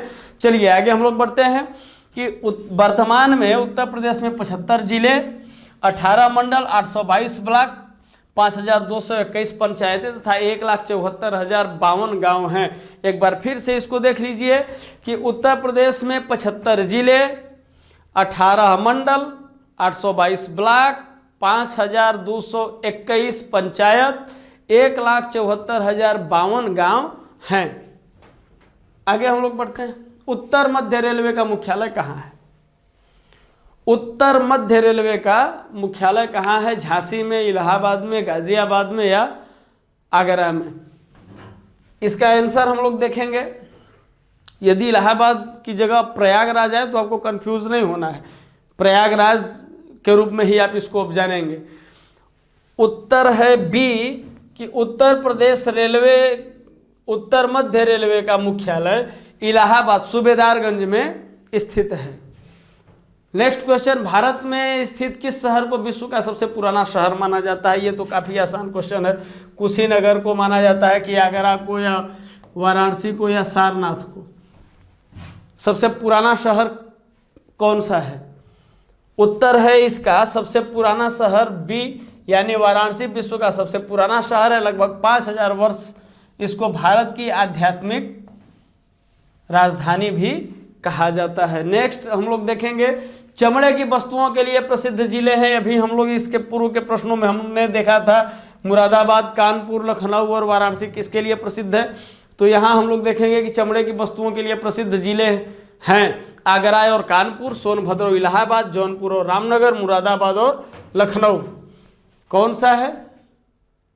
यदि आपने पिछले प्रश्न को ध्यान से देखा है तो इसका आंसर आपके पास होना चाहिए। चलिए इसका आंसर लेते हैं हम लोग। उत्तर है ए, चमड़े की वस्तुओं के लिए प्रसिद्ध जिला आगरा और कानपुर है। नेक्स्ट क्वेश्चन हम लोग देखेंगे, कृषि भू कृषि का रिकॉर्ड कौन सा है? 4-5 टर्म्स दिए हुए हैं, 4 टर्म्स दिए हुए हैं ऑप्शन में हमारे, गिरदावरी, पंचनामा, जमाबंदी और खतौनी। तो भू कृषि का रिकॉर्ड कौन सा है? देखिए, भूमि का रिकॉर्ड, भूलेख, लेकिन भू कृषि का रिकॉर्ड दोनों में अंतर है, भूलेख में और भू कृषि में आपको कंफ्यूज नहीं होना है। जमीन का लेखा जोखा जहां रखा जाता है वो भूलेख हो गया, लेकिन भू पर जो कृषि होती है यानी फसल का जो रिकॉर्ड रखा जाता है वो भू कृषि होती है। तो इसमें क्या होगा, गिरदावरी होगा कि पंचनामा होगा कि जमाबंदी होगा कि खतौनी होगा। आइए इन टर्म्स की व्याख्या, इन शब्दों की व्याख्या को हम लोग देखते हैं कि किसको क्या कहा जाता है। तो इसका उत्तर है ए कि भू कृषि का रिकॉर्ड गिरदावरी कहलाता है और यह एक प्रकार का फसल का सर्वे है जो साल में 2 बार होता है। खतौनी किसको कहते हैं, गिरदावरी को हम लोग समझ लिए, ऑप्शन ये हमारे पास आ गया। खतौनी क्या होता है आप लोग समझ रहे हैं कि एक किसान के पास कुल कितनी भूमि है इसका वर्णन, इसका इंद्राज खतौनी में होता है। जमाबंदी रिकॉर्ड्स ऑफ राइट, चूंकि यह ब्रिटिश काल की देन है, और अंग्रेजों के काल में किसान की समस्त कृषि भूमि का विवरण एक ही रजिस्टर में होता था, उसको जमाबंदी कहते हैं। पंचनामा के विषय में मुझे बात करने की जरूरत महसूस नहीं हो रही है। आगे हम लोग बढ़ते हैं। एक बिस्वा का 1 बीघा से क्या अनुपात है? एक बिस्वा का 1 बीघा से अनुपात क्या है? क्या 1 आधा का अनुपात है या 1/4 का है या 1/10 का है या 1/20 का है? इसका आंसर हम लोग देखेंगे। इसका आंसर होगा डी, 1 बिस्वा 1 बीघे का 20वां हिस्सा होता है। यह भूमि माप या खेत माप की इकाई है। नेक्स्ट क्वेश्चन, 1 एकड़ कितने वर्ग गज के बराबर होता है? सीधा सा प्रश्न यह है कि 1 एकड़ कितने वर्ग गज के बराबर होता है? 4840 वर्ग गज या 2025 वर्ग गज या 4425 वर्ग गज या 3025 वर्ग गज? आइए इसका आंसर लेते हैं कि 1 एकड़ 4840 वर्ग गज के बराबर होता है। नेक्स्ट क्वेश्चन, NREGP का पूर्ण रूप क्या है, फुल फॉर्म क्या है? टर्म्स हैं आपके पास NREGP, इसका फुल फॉर्म क्या है? राष्ट्रीय ग्रामीण उद्यमिता गारंटी कार्यक्रम होगा या राष्ट्रीय ग्रामीण शिक्षा गारंटी कार्यक्रम होगा या राष्ट्रीय ग्रामीण रोजगार गारंटी कार्यक्रम होगा या राष्ट्रीय क्षेत्रीय रोजगार गारंटी कार्यक्रम होगा? क्या होगा इसका फुल फॉर्म? आइए इसका आंसर हम लोग लेते हैं। इसका आंसर होगा सी, और सी आंसर के हिसाब से राष्ट्रीय ग्रामीण रोजगार गारंटी कार्यक्रम यह मानव इतिहास का सबसे बड़ा रोजगार कार्यक्रम है और इसी के अंतर्गत मनरेगा संचालित है और इसकी शुरुआत 2 फरवरी 2006 से हुई थी। नेक्स्ट, जिला अस्पतालों के लिए भारतीय लोक स्वास्थ्य मानकों के अनुसार 10 लाख की जनसंख्या वाले प्रत्येक जिले में कितने बेड का अस्पताल होना चाहिए, कम से कम कितने बिस्तर का अस्पताल होना चाहिए, एक अस्पताल में कितने बिस्तर होने चाहिए? ठीक है, आइए इसका आंसर देखते हैं। पहले तो ऑप्शन देख लीजिए, 195, 300, 350 या 50। आइए अब इसका आंसर देखते हैं। तो चूंकि जिला अस्पतालों के लिए भारतीय लोक स्वास्थ्य मानक के अनुसार 10 लाख की जनसंख्या वाला यदि कोई जिला है तो वहाँ कम से कम 300 बिस्तर होने चाहिए उस जिला अस्पताल में। यदि 10 लाख की जनसंख्या वाला जिला है तो उस जिला अस्पताल में कितने बिस्तर होने चाहिए? कम से कम 300 बेड का अस्पताल वो होना चाहिए। आगे अगला क्वेश्चन हम लोग देखेंगे कि घरेलू व्यक्तिगत सौर जल हीटर के लिए आर्थिक सहायता योजना, सौर जल हीटर के लिए आर्थिक सहायता योजना के अंतर्गत उत्तर प्रदेश राज्य में क्या प्रोत्साहन दिया जाता है? घरेलू व्यक्तिगत सौर जल हीटर के लिए आर्थिक सहायता योजना के अंतर्गत उत्तर प्रदेश राज्य में क्या सहायता या क्या प्रोत्साहन दिया जाता है? ऑप्शन है कर में छूट दी जाती है, रियायत दी जाती है, या कर से टैक्स से मुक्ति होती है, या बट्टा दिया जाता है, या छूट मिलता है, क्या होता है? आइए इसका आंसर देखते हैं। इसका आंसर होगा बी, और बी आंसर क्या है कि घरेलू व्यक्तिगत सौर जल हीटर के लिए आर्थिक सहायता योजना के अंतर्गत उत्तर प्रदेश राज्य में बट्टा में प्रोत्साहन दिया जाता है या कर में छूट दी जाती है। नेक्स्ट, उत्तर प्रदेश की प्रमुख व्यावसायिक फसल क्या है? देखिए यहाँ पे खाद्यान्न और कमर्शियल क्रॉप, इन दोनों के विषय में हम लोग जान रहे हैं एग्रीकल्चर से, तो इसको हम लोग देखेंगे कि उत्तर प्रदेश की प्रमुख व्यावसायिक फसल क्या है। तो यहाँ हमको यदि ये खाद्यान्न और व्यावसायिक फसल के बारे में पता होगा तो हम तुरंत उसको देख लेंगे कि क्या है। ये ऑप्शन हमारे सामने है। आंसर हम लोग देखेंगे, उत्तर प्रदेश की गन्ना प्रमुख व्यावसायिक फसल है। इसी कारण उत्तर प्रदेश में सबसे अधिक चीनी मिल भी पाई जाती है। नेक्स्ट हम लोग देखेंगे कि एक ग्राम में वार्डों से चुने हुए कितने सदस्य होते हैं, जिन्हें पंच कहा जाता है। 5 से 20 लोग, 7 से 17 लोग, 10 से 20 लोग या 5 से 9 लोग। एक ग्राम में गांव के एक वार्ड से जो सदस्य चुने जाते हैं उनकी संख्या एक गांव में कितनी होती है? 5 से 20, 7 से 17, 10 से 20 या 5 से 9। आइए इसका आंसर लेने की कोशिश करते हैं। तो इसका आंसर है बी। एक ग्राम पंचायत में ग्राम के वार्डों से चुने हुए 7 से 17 सदस्य होते हैं, जिन्हें पंच कहा जाता है। चूंकि प्रत्येक गांव में कई वार्ड होते हैं और इन वार्डों में जो पंच होते हैं, ये पंच का चुनाव, जो सदस्य होते हैं इनका चुनाव होता है वार्डों से। उत्तर प्रदेश के उच्च न्यायालय के मुख्य न्यायाधीश की नियुक्ति कौन करता है? प्रधानमंत्री, भारत का राष्ट्रपति, सर्वोच्च न्यायालय का मुख्य न्यायाधीश या राज्यपाल? किसकी भूमिका होती है? ऑप्शन है। आइए इसका आंसर हम लोग देखते हैं। आंसर है बी।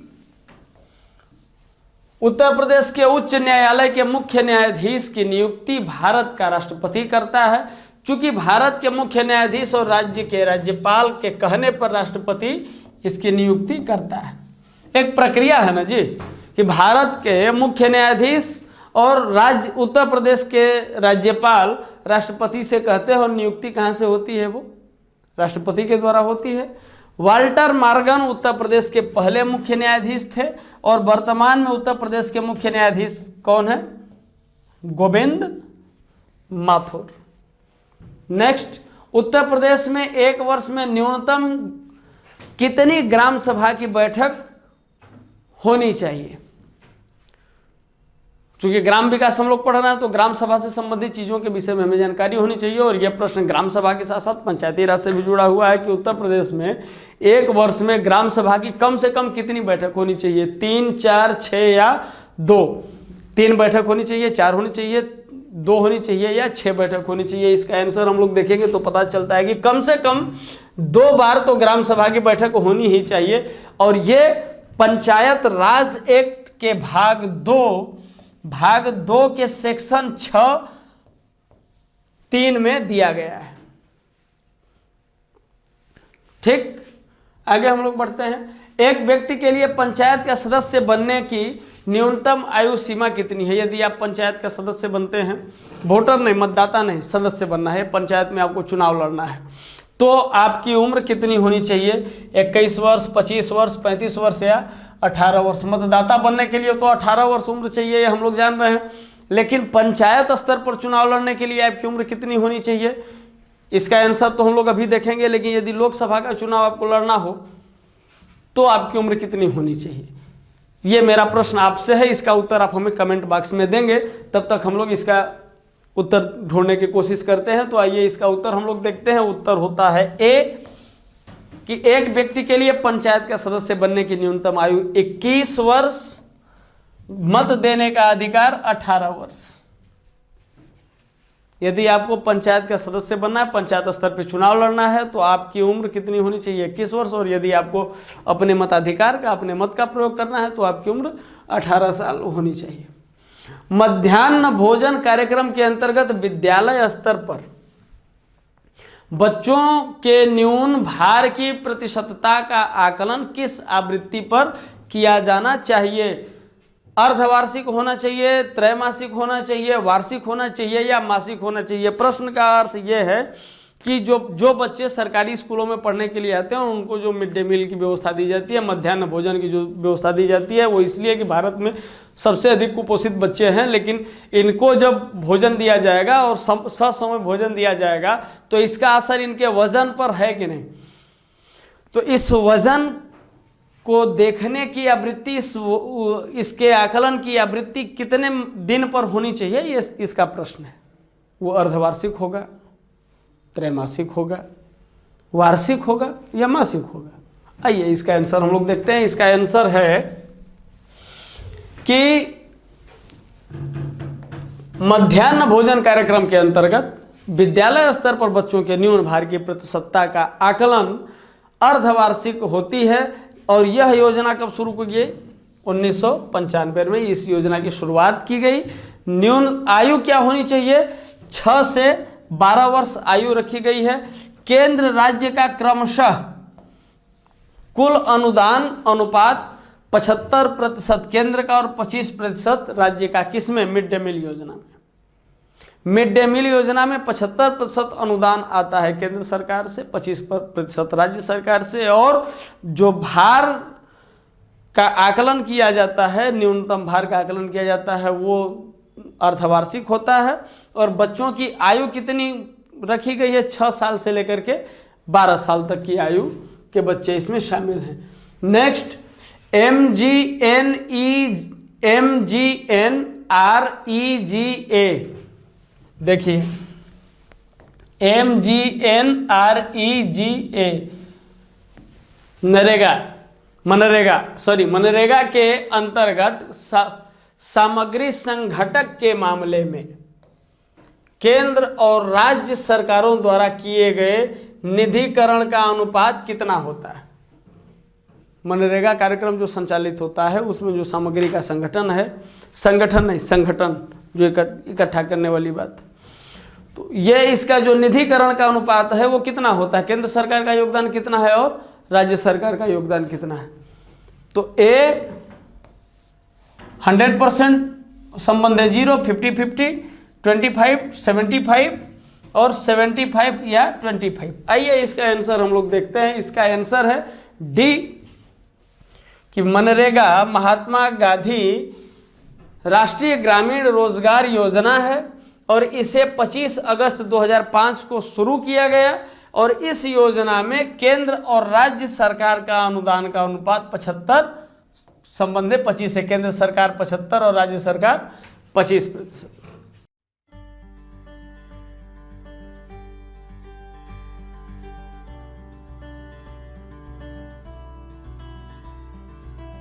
क्या आप राजस्व लेखपाल भर्ती परीक्षा 2020 के लिए तैयारी कर रहे हैं? तो जुड़िए हमारे 90 दिन के क्रैश कोर्स प्रोग्राम से। इस क्रैश कोर्स का उद्देश्य छात्रों को घर बैठे राजस्व लेखपाल परीक्षा की संपूर्ण तैयारी करवाना है। वीडियो लेक्चर्स, नोट्स और टेस्ट सीरीज के माध्यम से लेखपाल के पूरे पाठ्यक्रम को पढ़ाना और अभ्यास कराना ही हमारा लक्ष्य है, जिसमें आपको मिलेंगे राजस्व लेखपाल के संपूर्ण पाठ्यक्रम को कवर करने के लिए अनुभवी शिक्षकों द्वारा वीडियो लेक्चर्स। साथ ही मिलेगा वीडियो लेक्चर्स में पढ़ाए गए टॉपिक्स का टॉपिक वाइज नोट्स पीडीएफ में। वीडियो लेक्चर्स ज्वाइन करने वाले छात्रों को फ्री टेस्ट सीरीज, जिसमें कि 10 ऑनलाइन टेस्ट और उनकी व्याख्यात्मक हल वाली पीडीएफ होगी, दी जाएगी। ध्यान दें, यह टेस्ट सीरीज परीक्षा से 1 से 1.5 माह पूर्व शुरू होगी। 10 मई से ऑनलाइन वीडियो क्लासेस स्टार्ट होंगी तथा शुरुआती दिनों में आपको 2 वीडियो क्लासेस दी जाएंगी, जिसकी संख्या धीरे धीरे बढ़ाई जाएगी। वीडियो लेक्चर्स में किसी भी एक विषय के टॉपिक के पूरा होते ही उस टॉपिक की पीडीएफ रिवीजन करने के लिए दी जाएगी। वीडियो लेक्चर्स में आपके प्रश्नों एवं डाउट्स का निराकरण संबंधित शिक्षक द्वारा एक ही वीडियो में अलग से वीडियो बनाकर किया जाएगा। जिन आशंकाओं का निवारण व्यक्तिगत रूप से किया जा सकता है, उनके लिए व्यक्तिगत मार्गदर्शन भी दिया जाएगा। सभी वीडियो लेक्चर्स पहले से ही रिकॉर्डेड होंगे तथा लाइव क्लास नहीं होगी, जिससे छात्र अपनी सुविधा के अनुसार किसी भी समय वीडियो लेक्चर्स को देख सकेंगे। वीडियो लेक्चर्स एंड्रॉयड ऐप के माध्यम से आपको दिए जाएंगे तथा वीडियो को ऐप में ही डाउनलोड कर कितनी भी बार देखने की सुविधा मिलेगी। करंट अफेयर से संबंधित वीडियो परीक्षा की निर्धारित तिथि से 20 दिन पहले दिए जाएंगे। यदि परीक्षा के पाठ्यक्रम में कोई बदलाव आता है तो हम उस बदलाव के अनुसार कोर्स को भी अपडेट करेंगे। ये हमारी नैतिक जिम्मेदारी भी है। तो जुड़िए हमारे राजस्व लेखपाल भर्ती परीक्षा 2020 के 90 दिन के क्रैश कोर्स प्रोग्राम से।